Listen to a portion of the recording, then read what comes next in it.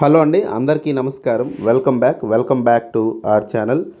Dear students, మనకి animal husbandry assistants సంబంధించినటువంటి క్లాసెస్లో భాగంగా మనకి ముఖ్యంగా మనం ఒకసారి సిలబస్ అనేది గమనిస్తే అండి, మనకి గతంలో జరిగినటువంటి యానిమల్ హస్బెండరీ అసిస్టెంట్స్ సంబంధించినటువంటి ఎగ్జామ్ పేపర్ని ఒకసారి మనం గమనిస్తే యాక్చువల్గా అప్పుడు నోటిఫికేషన్ వచ్చేటప్పుడు మార్కెట్లో ఉన్నటువంటి పుస్తకాలన్నింటిలో కూడా దాదాపుగా 20 చాప్టర్లు అనేటివి ఉండేవన్నమాట.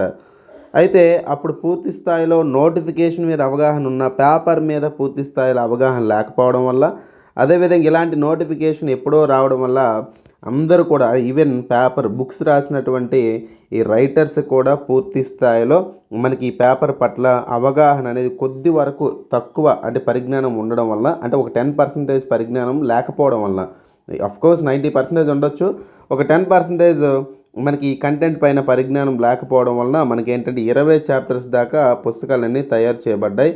ఇది ఎవరి డ్రాబ్యాక్ కాదు, కాకపోతే అవగాహన అనేది మనకు తెలియాలి కాబట్టి కాస్త అవగాహన వస్తే కొంత మేరకు మనకు సేఫ్ అనమాట. అయితే ఇక్కడ అభ్యర్థులు అందరూ గమనించాలి. సో అప్పటి పరిజ్ఞానం మేరకు 20 చాప్టర్స్ తయారు చేయబడ్డాయి. కానీ ఎగ్జామ్ పేపర్ చూసిన తర్వాత నేను గమనించినటువంటి అంశం ఏంటంటే 20 చాప్టర్ల నుంచి ప్రశ్నలు కాదు, కొన్ని టాపిక్స్, ముఖ్యమైనటువంటి టాపిక్స్ ఉన్నాయి. ఒక 30 ఇంపార్టెంట్ టాపిక్స్ ఉన్నాయండి. ఆ 30 ఇంపార్టెంట్ టాపిక్స్ నుంచి ఎక్కువగా క్వశ్చన్స్ అనేది రావడం జరుగుతుందన్నమాట. అయితే ఈ టాపిక్స్ పైన మనకి పూర్తి స్థాయిలో ఒక అవగాహన ఉండాలి. అదేవిధంగా అభ్యర్థులు అందరూ గమనించాలండి. ఏంటి అంటే, మనకి సిలబస్ పట్ల అవగాహన వచ్చిన తర్వాత డెప్త్గా చదవడం అనేది ముఖ్యం కాదు. అది చాలామంది గమనించాలి. అయితే ఎలా చదవాలి సార్ అంటే, ఏం చదవాలి అనేది తెలిస్తే మీకు సరిపోద్ది అనమాట. ఎందుకంటే మీరు డెప్త్గా ఫోకస్ చేయడం వలన కంటెంట్ రావచ్చేమో కానీ ఎగ్జామ్లో క్వశ్చన్స్ రావాలి. ఎందుకంటే మనకి ఎగ్జామ్ పేపర్లో క్వశ్చన్స్ చూస్తే చాలా వరకు క్వశ్చన్స్ సింగిల్ లైన్లోనే అడిగాడండి. సో పేపర్ అనేది మనం గమనిస్తే ఈజీ టు మోడరేట్ స్థాయిలో ఉంది తప్ప పెద్దగా మనకు బాగా ఇబ్బంది పెట్టే విధంగా అయితే పేపర్ అయితే లేదనమాట. అండ్ అదేవిధంగా ఫర్ ఎగ్జాంపుల్ చాలా ఈజీగా ఇచ్చాడండి. ఫర్ ఎగ్జాంపుల్ పశువులలో ఎముకలు అనేటివి పశువులలో ఎముకలు అనేవి దృఢంగా ఉండడానికి ఏ మినరల్ లేదా ఏ ఖనిజం అనేది సహాయపడుతుంది అని ఇస్తాడు క్వశ్చన్. కొన్ని క్వశ్చన్స్ అలానే ఉన్నాయి. అదేవిధంగా మనకి కొంచెం రీసెంట్ డేటాను కూడా మనం యాడ్ చేసుకుంటూ చదవాలి. ఏమంటాడంటే, ఇటీవల కాలంలో పశువులలో వచ్చినటువంటి వైరస్ వల్ల వచ్చినటువంటి అతి ముఖ్యమైనటువంటి చర్మ వ్యాధి ఏది అని అడుగుతాడు. మీ అందరికీ తెలుసు, ఒక లంపీ స్కిన్ డిసీజ్ అనేది ఏదైతే ఉందో, ఈ లంపీ స్కిన్ డిసీజ్ బాగా ప్రమాదం అనేది చూపించింది అనమాట. అదేవిధంగా మనకి పశువులలో పొదుగు వాపు వ్యాధి అనేది ఏ సూక్ష్మజీవి వల్ల వస్తుంది? ఆప్షన్స్ ఇస్తాడు. బాక్టీరియా అని, లేకపోతే వైరస్ అని, ప్రోటోజోవా అని, లేకపోతే శిలీంధ్రం అని చెప్పి ఆప్షన్స్ ఇస్తాడనమాట. సో పశువులలో పొదుగువాపు వ్యాధి. అదేవిధంగా నెమరు వేసే జంతువులలో ఆహారం జీర్ణం అవ్వడానికి ఎంత సమయం పడుతుంది? కొన్ని డైరెక్ట్ క్వశ్చన్స్ అనేటివి ఉన్నాయండి. సో మనకి ఈ స్ట్రాటజీని అంతా పరిశీలించిన తర్వాత మనం తెలుసుకోవాల్సింది ఏంటంటే, డెప్త్గా చదవడం అనేది ముఖ్యం కాదు, కానీ మనకి ఏం చదవాలో తెలిస్తే 100% సక్సెస్ అవుతాము. అదేవిధంగా ఏ టాపిక్స్ అనేటివి చదవాలి అనేది కూడా మనకి చాలా ఇంపార్టెంట్. కాబట్టి అభ్యర్థులు అందరూ కూడా యానిమల్ హస్బెండరీ నోటిఫికేషన్ ఎప్పుడు వస్తుంది ఏంటి అని చెప్పి ఆరాట పడకుండా ముందు నుంచే ప్రిపేర్ అవ్వడం అనేది ఉత్తమం. అయితే అభ్యర్థులు అందరూ గమనించాలి, మనకి యానిమల్ హస్బెండరీ అసిస్టెంట్ సంబంధించినటువంటి నోటిఫికేషన్ అనేది ఎప్పుడు వస్తుంది? ఇది ఒక అందరికీ చాలామందికి ఉన్నటువంటి డౌట్ అనమాట.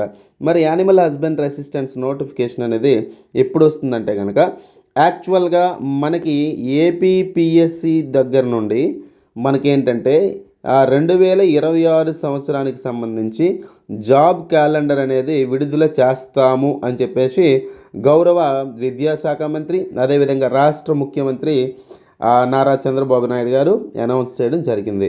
అయితే మనకి క్యాలెండర్ ఎప్పుడు ఇస్తా అన్నారండి వీరు? జాన్యువరిలో క్యాలెండర్ ఇస్తాము అన్నారు. మరి మనకు ఉన్నటువంటి సమయం ఎంత ఉంది? ఇంకా కేవలం 9 రోజుల సమయం మాత్రమే ఉంది. ఎందుకంటే and it is now this is 20, ఈరోజు విడిచిపెడితే మనకి 9 days మాత్రమే జాబ్ క్యాలెండర్ ఇవ్వడానికి అవకాశం ఉంది. సో మనకిస్తే January 31 లోపే క్యాలెండర్ రావాలి. లేదు అంటే లేదు అని ఎందుకు అంటానంటే ఒకవేళ వేకెన్సీస్ అన్నీ కూడా ఏమున్నాయి, అదేవిధంగా రాస్టర్స్ అనేటివి ఎలా తయారు చేయాలి, అదేవిధంగా ఏ డిపార్ట్మెంట్ మనకి ఎక్కువ వేకెన్సీస్ ఉన్నాయి, ఇవన్నీ మనకి హెచ్చుతగ్గులన్నీ చూసుకొని ఎక్కువ వేకెన్సీలు దేనికి ఉన్నాయని కూడా వారు క్యాలిక్యులేట్ చేసుకొని ఏది ముందు ఇవ్వాలి ఏది తర్వాత ఇవ్వాలన్నీ చూసుకుంటూ వస్తే కనుక మనకి జనరల్గా మనకి గ్రామ సచివాలయానికి సంబంధించి డిజిటల్ అసిస్టెంట్కి సంబంధించినటువంటి జాబ్స్ అండి, జాగ్రత్త వినండి. ఈ డిజిటల్ అసిస్టెంట్ సంబంధించినటువంటి జాబ్స్ ఎక్కువ ఖాళీలు ఉన్నాయి. దాని తర్వాత యానిమల్ హస్బెండరీ అసిస్టెంట్స్ ఎక్కువ ఉన్నాయి. యాక్చువల్గా గతంలో 1869 వేకెన్సీస్ ఉంటే ఈసారి 3000 నుంచి 4000 వేకెన్సీస్ ఉన్నాయి. సార్ మరి గతంలో ఉండేవే 1800 అయితే ఇప్పుడు 3000 నుంచి 4000 ఎలా వస్తాయి సార్ అంటే, అభ్యర్థులు గమనించాలి.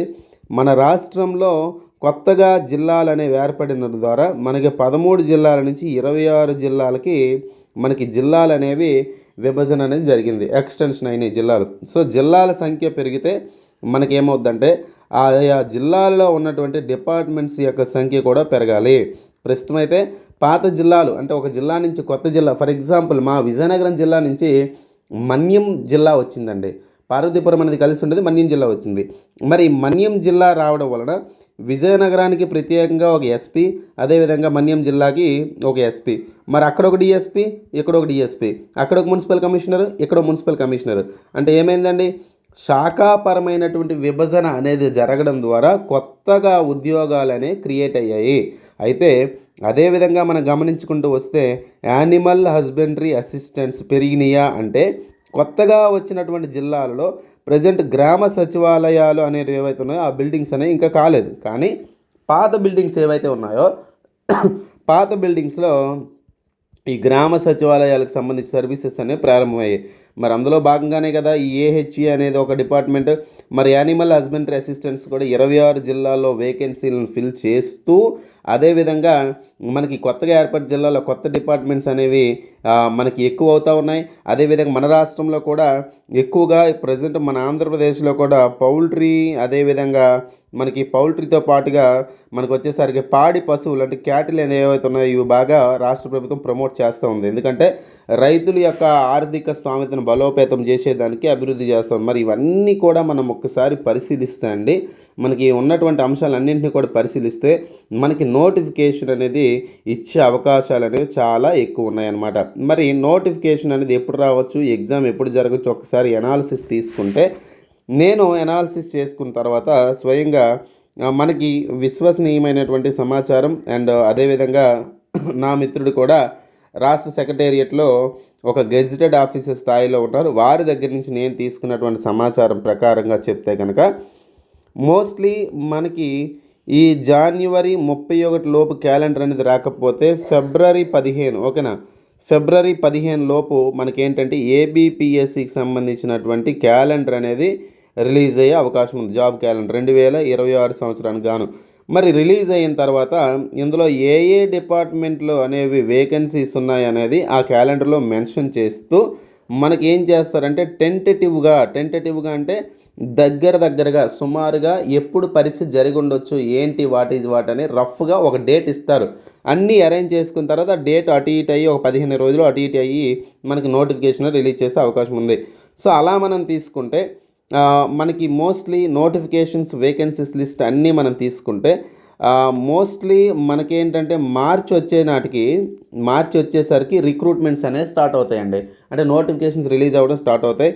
ఏదేమైనా మార్చిలో ఒకవేళ రిక్రూట్మెంట్ స్టార్ట్ అయ్యి ఏహెచ్ఈకి సంబంధించినటువంటి నోటిఫికేషన్ మన ఫిబ్రవరి 3వ వారం నుంచి మార్చి 2వ వారం మధ్యలో నోటిఫికేషన్ వచ్చేస్తుంది.